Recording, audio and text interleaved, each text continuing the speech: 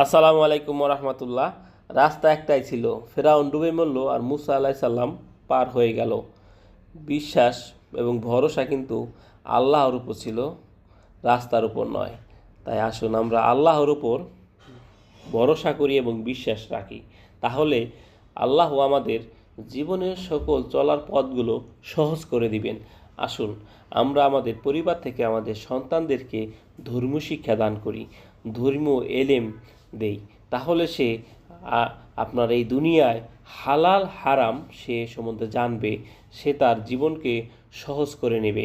আমরা যদি আমাদের সন্তানদেরকে এলেম না শিখাই, তাহলে সে কোনো দিনও হালাল এবং হারাম সে বুঝবে না। কোনটা হালাল আর কোনটা হারাম সে কীভাবে বুঝবে যদি আপনি শিক্ষা না দেন? তাহলে আসুন আমাদের পরিবার সুন্দর হবে, আমাদের সমাজ সুন্দর হবে, আমাদের রাষ্ট্র সুন্দর হবে।